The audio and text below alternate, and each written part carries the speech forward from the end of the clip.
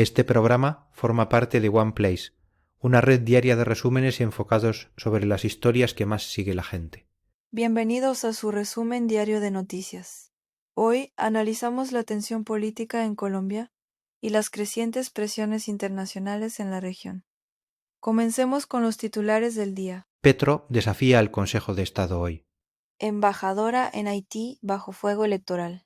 Víctimas civiles por bombardeos de Washington. Alerta por presunto atentado contra Abelardo. Denuncian presiones armadas en el Cauca. Agentes de la CIA operan en México. Paloma, Valencia, busca el voto útil. Candidatos preparan sus cierres de campaña. Iniciamos con esto. El presidente Gustavo Petro ha generado una nueva tormenta institucional tras el reciente freno del Consejo de Estado al traslado de 5 billones de pesos desde fondos privados hacia Colpensiones. Durante un Consejo de Ministros, este miércoles 13 de mayo, Petro fue enfático al declarar que emitirá nuevos decretos para insistir en este movimiento financiero. Según el mandatario, la decisión judicial está vulnerando la Constitución de Colombia y, lo que es más grave para su discurso, el mandato directo del pueblo colombiano. Esta postura marca un nuevo capítulo de confrontación directa entre el Poder Ejecutivo y las altas cortes del país. Es una situación sumamente tensa porque el presidente no parece dispuesto a retroceder a pesar de las advertencias legales sobre la autonomía de los fondos de pensiones. Petro argumenta que estos recursos son fundamentales para garantizar la sostenibilidad del sistema público y cumplir con sus promesas de campaña. Sin embargo, la oposición y diversos sectores jurídicos ven en estos nuevos decretos un intento de saltarse el equilibrio de poderes. La gran pregunta ahora es, ¿qué herramientas legales utilizará el Consejo de Estado si el gobierno decide ignorar su fallo inicial mediante estas nuevas figuras administrativas que Petro planea implementar? Continuamos con lo siguiente. Pasamos ahora a un escándalo diplomático que involucra a la embajadora de Colombia en Haití, Vilma Velásquez. Durante una entrevista televisiva, la funcionaria calificó abiertamente a Iván Cepeda como un candidato magnífico, lo cual constituye una violación directa a la prohibición legal de participación electoral para funcionarios públicos. Este hecho ha provocado una reacción inmediata del propio Cepeda, quien, buscando blindar su campaña del pacto histórico, ha solicitado formalmente que las autoridades investiguen a la diplomática. El candidato reiteró que ningún servidor público debe intervenir en su proceso electoral para evitar cuestionamientos sobre la transparencia de su aspiración y mantener la ética pública. Lo cierto es que este no es un incidente aislado, sino que se suma a una serie de vínculos documentados que generan suspicacia. Se han reportado reuniones previas en la Casa de Nariño y mensajes de un viceministro coordinando el apoyo de influenciadores oficialistas hacia la candidatura de Cepeda. Aunque el candidato intente distanciarse de estas acciones, la oposición señala que existe una maquinaria estatal volcada a su favor. La Procuraduría tendrá que determinar si estas declaraciones de Velázquez fueron un error personal o parte de una estrategia coordinada desde el servicio exterior para influir en los votantes de cara a la primera vuelta. Ahora veamos esto. Diga que ahora Españaco, una impactante investigación liderada por el Centro Latinoamericano de Investigación Periodística, conocido como CLIP, ha revelado las trágicas consecuencias de la ofensiva militar de Washington en el Caribe y el Pacífico. El informe recopila 18 historias de víctimas mortales, principalmente pescadores colombianos, venezolanos y caribeños que han caído bajo bombardeos estadounidenses, dirigidos contra supuestas narcolanchas.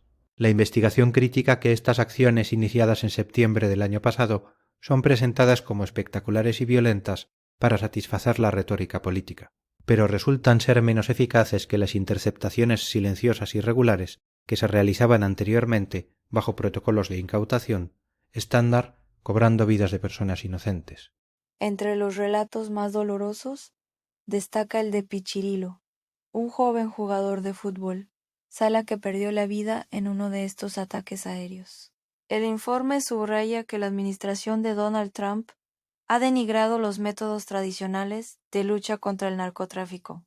prefiriendo una demostración de fuerza que está impactando a civiles. Medios como Verdad Abierta y Casa Macondo participaron en esta alianza para dar voz a las familias que hoy exigen justicia. Es un recordatorio brutal de cómo la militarización extrema de la guerra contra las drogas afecta a las comunidades más vulnerables de nuestras costas, sin resolver el problema de fondo. Siguiente historia. En el ámbito de la seguridad electoral, la campaña de Abelardo de la Espriella, candidato de la derecha radical, ha denunciado un grave incidente en Envigado, Antioquia. Según el comunicado oficial, su equipo de seguridad detectó y frustró un presunto atentado tras identificar a un falso escolta infiltrado en un evento público en el parque principal. Al sospechoso se le habrían encontrado registros detallados en vídeo de la tarima, los accesos logísticos y puntos estratégicos del sector.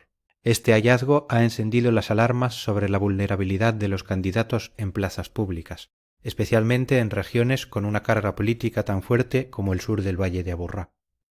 La campaña de la Espriella sostiene que este individuo estaba realizando labores de inteligencia avanzada para un ataque inminente.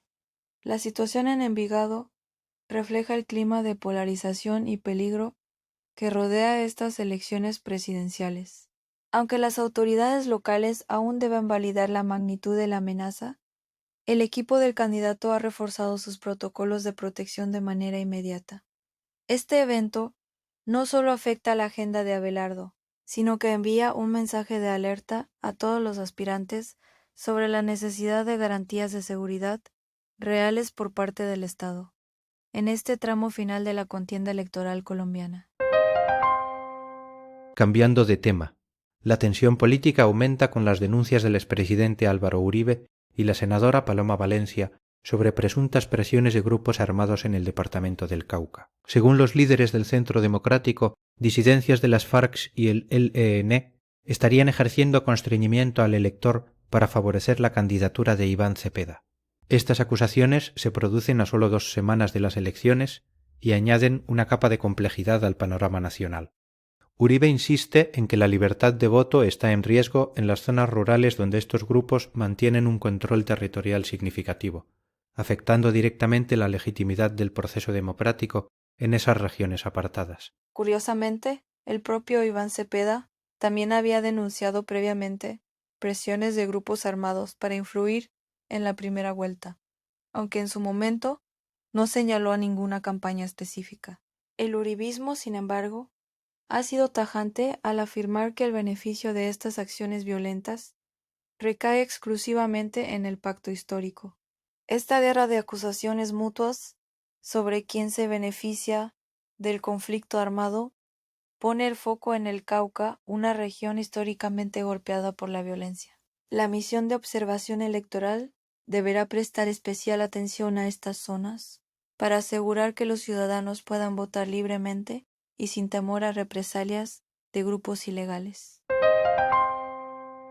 Pasamos a esto, pero cruzando fronteras nos encontramos con revelaciones inquietantes sobre el intervencionismo estadounidense en México. Filtraciones de la CIA a la cadena CNN sugieren que agentes de inteligencia están operando en territorio mexicano, con acciones directas para desmantelar redes de narcotráfico. Esta actividad se enmarca en una creciente agresividad de la administración de Donald Trump contra la presidencia de Claudia Sheinbaum y el proceso de la Cuarta Transformación. El secretario de Defensa, Pete Hegseth, ha llegado a declarar que esto es solo el comienzo, lo que sugiere una escalada en la presencia del Pentágono y la DEA en operaciones que desafían abiertamente la soberanía mexicana en su lucha interna.